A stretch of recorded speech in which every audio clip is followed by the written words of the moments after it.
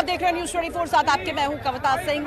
अब की बार किसकी सरकार? पूरा यूपी, पूरा बिहार। देखिए, जहरीली जुबान पर अब धीरे धीरे ब्रेक लगना शुरू हो चुका है। जिस तरह से मायावती ने धर्म के नाम पर, मजहब के नाम पर वोट बटोरने की कोशिश की, उसके बाद हमने देखा योगी आदित्यनाथ भी पीछे हटने को तैयार नहीं। हरे वायरस का उन्होंने जिक्र किया, बजरंगबली का जिक्र किया, उन्होंने भी मजहब के नाम पर वोट बटोरने की कोशिश की और दोनों पर चुनाव आयोग का चाबुक चला है। मायावती 2 दिन तक चुनाव प्रचार नहीं कर सकती हैं, 48 घंटे तक चुनाव प्रचार पर ब्रेक लग गया है। तो वहीं अगर योगी आदित्यनाथ की हम बात करें तो 72 घंटे के लिए, यानी कि 3 दिनों के लिए प्रचार पर, भाषणबाजी पर प्रतिबंध लग चुका है। लेकिन पूरा देश अब ये जानने के लिए बेताब है कि इलेक्शन कमीशन का, निर्वाचन आयोग का क्या रुख होता है आजम खान के खिलाफ, जिन्होंने अब तक की सबसे घटिया टिप्पणी कर दी है, महिलाओं का सरासर अपमान किया है। उनके खिलाफ किस तरह की कार्रवाई होती है वो देखना बेहद अहम होगा। और उससे भी बड़ी बात यह कि अगर प्रतिबंध नहीं लगता है चुनाव आयोग की तरफ से, क्योंकि पूरा देश में यही मांग कर रहा है कि प्रतिबंध लगना चाहिए, लेकिन अगर ऐसा नहीं होता है तो बड़ा सवाल यही है कि रामपुर की जनता क्या आजम खान को सबक सिखाने के लिए तैयार है? देखिए रिपोर्ट।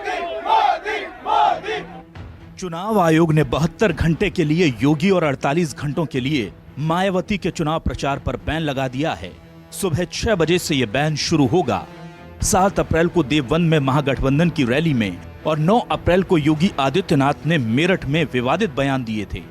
मायावती ने मुसलमानों से वोट ना बांटने की अपील की थी और योगी ने मायावती के बयान पर अली बजरंगबली का नाम लिया था। बीजेपी ने मायावती के खिलाफ और विपक्ष ने योगी के खिलाफ चुनाव आयोग से शिकायत की थी। लेकिन आज तो गजब हो गया।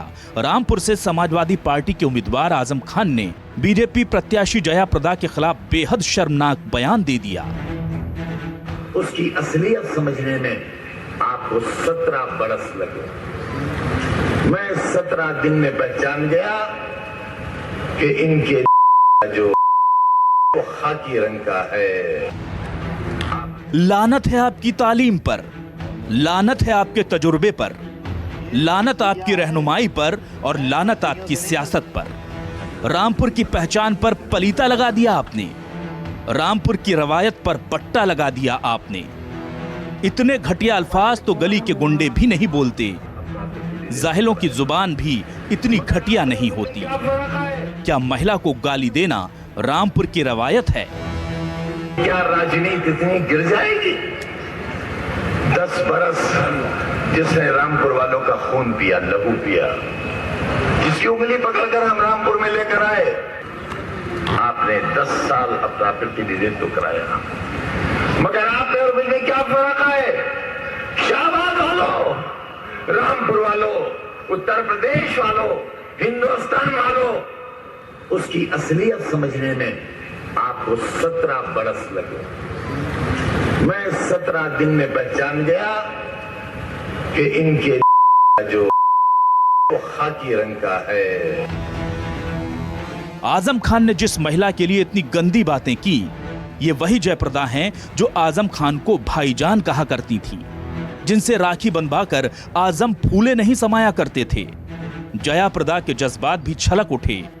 बीजेपी की महिला ब्रिगेड भी उनके पीछे खड़ी हो गई। को याद होगा कि 2009 में उन्हीं के पार्टी में मैं प्रत्याशी थी और पार्टी में होते हुए भी पार्टी के जो और अखिलेश कोई मुझे समर्थन नहीं किया था। जब मेरे ऊपर इस तरह की टिप्पणी, आजम खान साहब को ये आदत है, आदत से मजबूर है ये, कि मैं एक महिला को, हम लोग इसको रिपीट भी नहीं कर सकते, इसको वापस हम ये टिप्पणी किया करके हम मुंह से बोल भी नहीं सकते हैं। उस तरह की ज़बान इन्होंने इस्तेमाल किया है इस बार, तो मतलब हद पार कर दिया। और बहुत खराब, ऐसा कमेंट करने का कोई हक नहीं है किसी को भी, कोई भी औरत को। ऐसा नहीं कि मैं बिकॉज राजनीति में है इनके लिए बोल रही हूँ। किसी के खिलाफ ऐसा बात करना बहुत ही घटिया सोच है।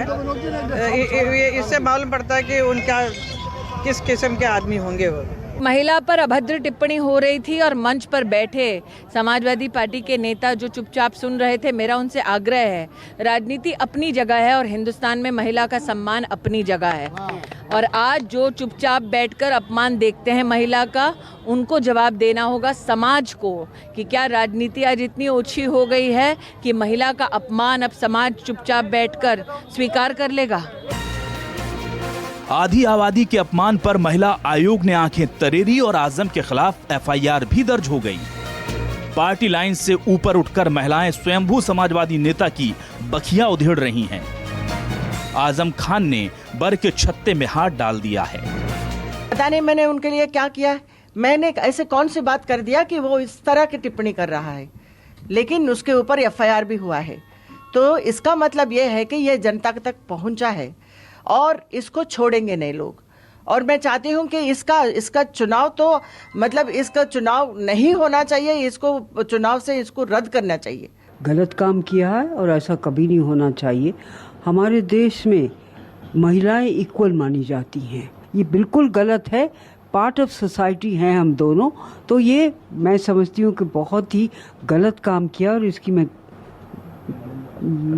इसको एक्सेप्ट नहीं करती बिल्कुल भी। आजम खान ने जो टिप्पणी करी है निहायती वाहियात, बहुत ही बदतमीजी पूर्ण उनकी टिप्पणी है और हम इसके बिल्कुल खिलाफ हैं।